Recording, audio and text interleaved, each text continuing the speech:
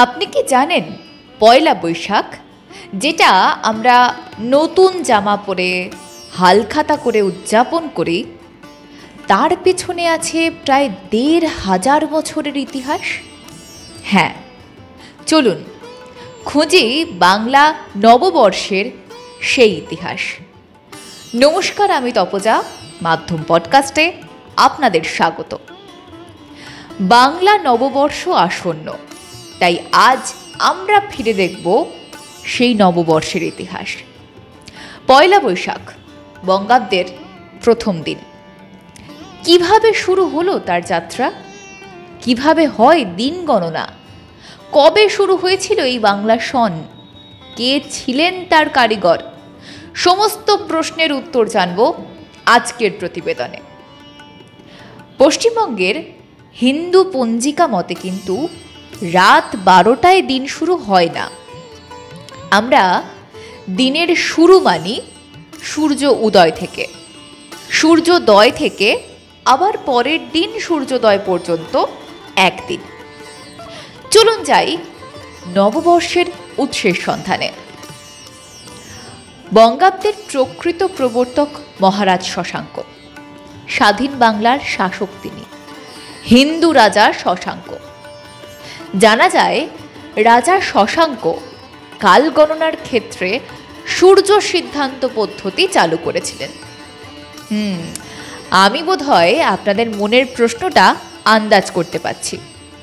ভাবছেন তো, ইতিহাস বইতে সেদিন তো পড়েছিলেন আকবরের নাম, আর আজ কেন শশাঙ্কের নাম আসছে? আপনি একা নন, আমরা সবাই সেই ইতিহাস পড়েছি, জেনে এসেছি সেই ভুল ইতিহাস। হয়তো কোনো রাজনৈতিক অভিসন্ধিতে সেই ইতিহাস পড়ানো হয়েছে, হয়তো কেন বলছি, নিশ্চয়ই কোনো রাজনৈতিক অভিসন্ধিতেই সেই ইতিহাস পড়ানো হয়েছে।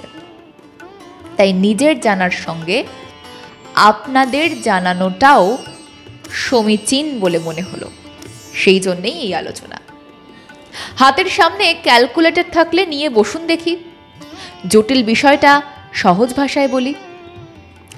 বাংলায় এটা কোন সাল মনে আছে? মনে না থাকলেও চিন্তা নেই, আমি বলে দিচ্ছি, ১৪৩১ বঙ্গাব্দ। আর ইংরেজিতে? সেটা তো নিশ্চয়ই মনে আছে, ২০২৫। এবার এই দুই সালের পার্থক্য করলে কত দাঁড়ায়? ২০২৫ বিয়োগ ১৪৩১ সমান সমান ৫৯৪। এই ৫৯৪ সালে রাজত্ব কার ছিল জানেন?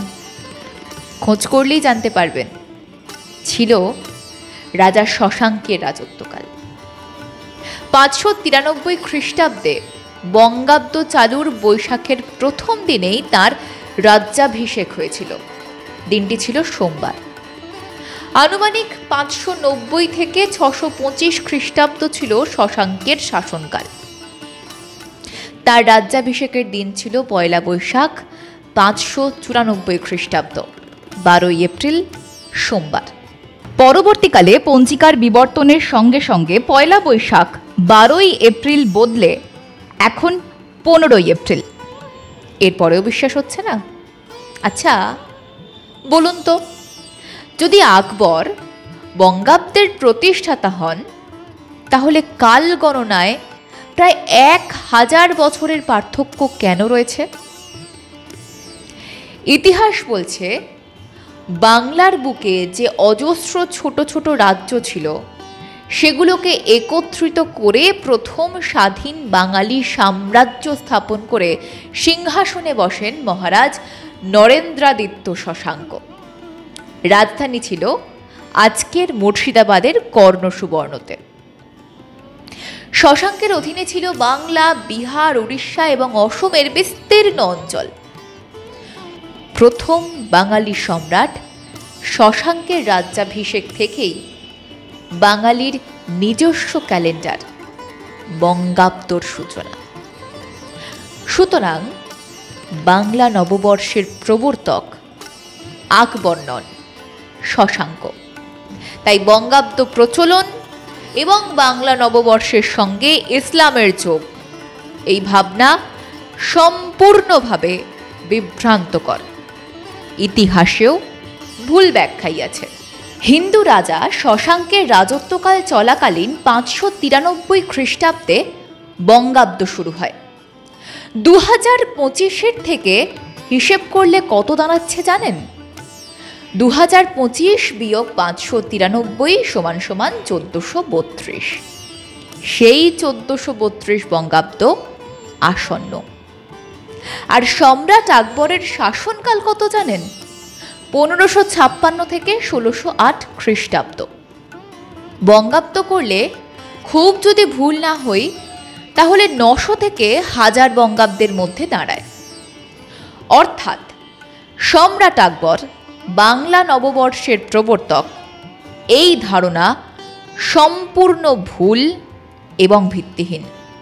জানেন তো, প্রাচীন ওড়িশার গঞ্জাম থেকে পাওয়া তাম্রশাসন থেকে জানা যায় শৈলোদ্ভব বংশীয় দ্বিতীয় মাধববর্মা মহারাজ শশাঙ্কদেবের সামন্ত ছিলেন।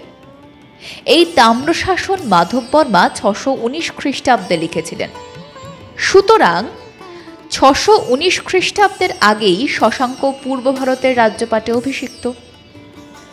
শশাঙ্ক সম্পর্কে যেটুকু তথ্য পাওয়া যায় তার অনেকটাই হর্ষবর্ধনের সভাকবি বাণভট্ট রচিত হর্ষচরিত থেকে। সেই সঙ্গে চীনা পরিব্রাজক হিউয়েনসাংয়ের ভারত ভ্রমণের বৃত্তান্ত থেকেও জানা যায়। তবে ঐতিহাসিক রমেশচন্দ্র মজুমদারের মতে শশাঙ্ক সম্পর্কে যথার্থ ইতিহাস লেখা হয়নি, তার চরিত্রকে কালিমা লিপ্ত করা হয়েছে। রাজা শশাঙ্কের ইতিহাস কতটাই বা থাকে ইতিহাস বইতে? তার রাজকার্যের প্রচলিত ভাষা ছিল বাংলা আর রাজধর্ম ছিল হিন্দু। তিনি প্রথম অপরাজিত এবং বিস্তৃত বঙ্গের একচ্ছত্র অধিপতি ছিলেন।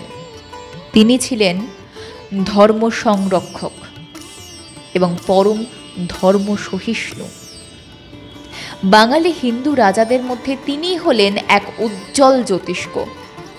আর তাঁর রাজ্যপাট অপার বিক্রমের কথা ঢাকা পড়ে যায় কোনো অজানা রাজনৈতিক অভিসন্ধির আড়ালে, উদ্দেশ্য প্রণোদিতভাবে।